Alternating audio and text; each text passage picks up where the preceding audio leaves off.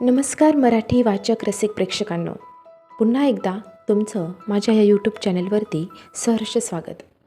आजच्या धावपळीच्या आयुष्यात आपण सगळेच थोडा वेळ शांततेचा, विचारांचा आणि वेगळ्या अनुभवांचा शोध घेत असतो. कथा ऐकणं म्हणजे केवळ मनोरंजन नाही, तर त्या कथांमधून आपल्याला आपल्या संस्कृतीचा, आपल्या माणसांच्या कल्पनांचा आणि त्यांच्या मनात दाटलेल्या भावनांचा प्रवास करता येतो. मराठी भाषेतील कथा आणि लोककथा या केवळ शब्द नाहीत, तर त्या आपल्या परंपरेचा श्वास आहेत. आज आपण अशीच एक जुनी, गूढ आणि अनेक वर्षांपासून लोकांच्या मनात कुतूहल निर्माण करणारी कथा समजून घेणार आहोत, जी ऐकताना आपल्याला विचार करायला भाग पाडेल आणि शेवटी एक वेगळाच अनुभव. आज मी तुम्हाला अशा एका पुस्तकाबद्दल सांगणार आहे, ज्याला पूर्ण वाचण्याचा प्रयत्न करणारा माणूस आजपर्यंत कोणीही जिवंत राहिलेला नाही असं म्हटलं जातं. ज्या पुस्तकाचं नाव जरी उच्चारलं तरी लोक घाबरतात आणि ज्या पुस्तकाभोवती मृत्यू, वेड आणि शापाच्या कहाण्या शेकडो वर्षांपासून फिरत आहेत, त्या पुस्तकाचं नाव आहे नीळावंती. हे पुस्तक खरंच शापित आहे का, की लोकांच्या भीतीतून जन्माला आलेलं एक भयानक लोककथा आहे? हे आजही निश्चित सांगता येत नाही. नीळावंतीची कथा आपल्याला घेऊन जाते त्या काळात जिथे निसर्ग, तंत्रविद्या, मंत्र आणि माणसांची भीती यांचा अतूट संबंध होता. नीळावंती ही अत्यंत बुद्धिमान, अभ्यासू आणि वेगळ्या विचारांची स्त्री होती. सामान्य सांसारिक आयुष्यापेक्षा ज्ञान, निसर्ग आणि गूढ गोष्टी तिला अधिक आकर्षित करत.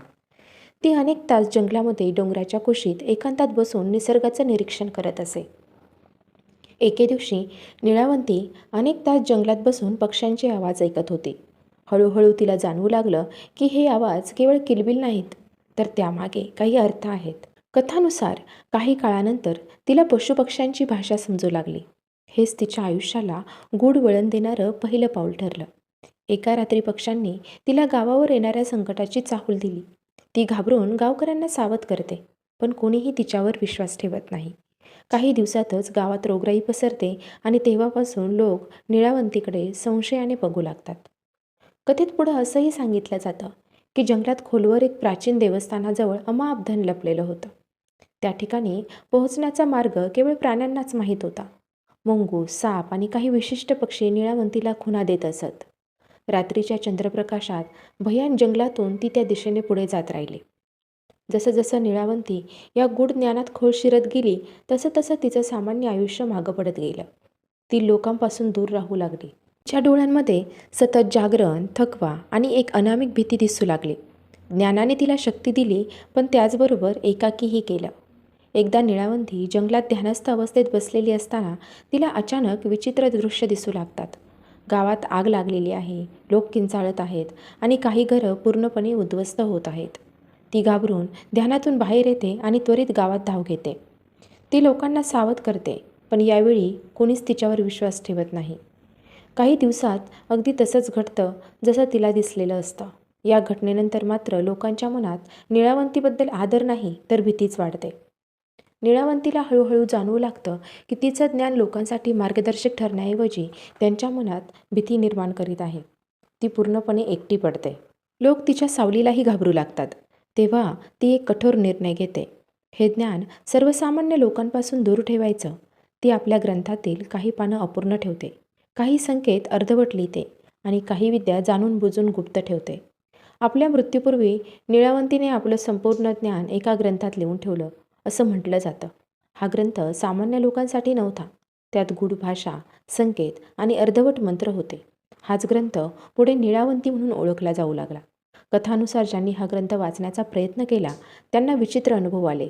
कुणाला स्वप्नात नीळावंती दिसू लागली, कुणाला पावलांचे आवाज ऐकू येऊ लागले, तर काही जण आजारी पडले, तर काहींचा मृत्यू झाला. अशी भीतीदायक वर्णनं पसरत गेली. अभ्यासक सांगतात की या सगळ्या कथा भीती, अंधश्रद्धा आणि मानसिक दबावातून जन्माला आल्या आहेत. विज्ञान अशा अलौकिक शक्तींना दुजोरा देत नाही, पण या कथांमधून या काळातील माणसाची मानसिकता आणि निसर्गाशी असलेलं नातं समजतं. नीळावंती आपल्याला एक महत्त्वाचा धडा देते. ज्ञान शक्तिशाली असतं, पण विवेकाशिवाय ते धोकादायक ठरू शकतं. भीतीपेक्षा विचार महत्त्वाचा आहे आणि अंधश्रद्धेपेक्षा समज. शेवटी नीळावंती ही केवळ शापित कथा नाही, तर माणसाच्या मनाचा, त्याच्या भीतीचा आणि जिज्ञासेचा प्रवास आहे. तुम्हाला नीळावंती हा ग्रंथ आणि त्याचा जर सारांश आवडला असेल, तर या व्हिडिओला लाईक करा, कमेंट करा आणि हा व्हिडिओ शेअर करायला विसरू नका. आणि असेच नवनवीन व्हिडिओ ऐकण्यासाठी नवनवीन पुस्तकांसोबत मी तुमच्याकडे येणार आहे, तुम्हाला भेटणार आहे. तर चॅनलला सबस्क्राईब करायलाही विसरू नका. पुन्हा भेटूया पुढील व्हिडिओसोबत.